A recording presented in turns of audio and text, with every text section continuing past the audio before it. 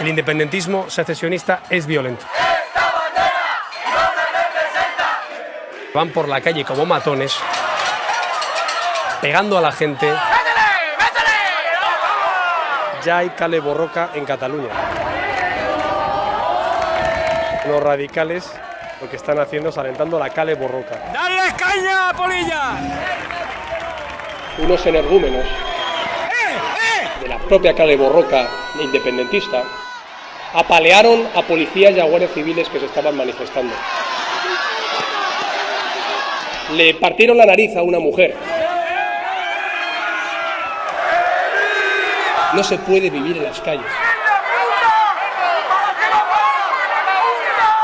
sin el riesgo de que te insulten. ¡Golpistas! Por llevar un lazo... ¡Cuatro! Depravados, os debería dar vergüenza. De que te amenacen. ¡Esta rata, Jordi Borràs! ¡Darles una buena hostia y que se vaya! Es insostenible.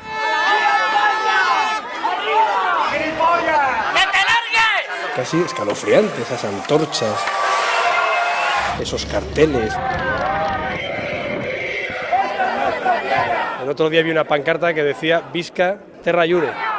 Lo estaban llevando los jóvenes de Arran, de las CUP y los CDR. ¡Arriba España!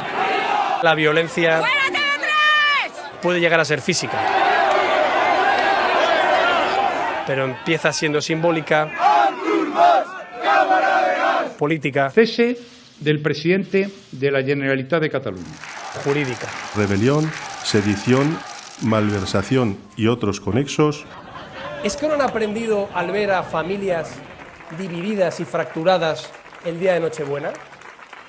¿Es que no han aprendido al ver a vecinos andando escaleras para no coincidir con su vecino de rellano en el ascensor? Ens han acollit realment molt bé, no ens ho esperàvem. Estem molt orgullosos de ser part de Catalunya. ¿Qué más tiene que pasar en Cataluña para que se den cuenta que están destrozando a su propia tierra? Absolutamente escalofriante quimera secesionista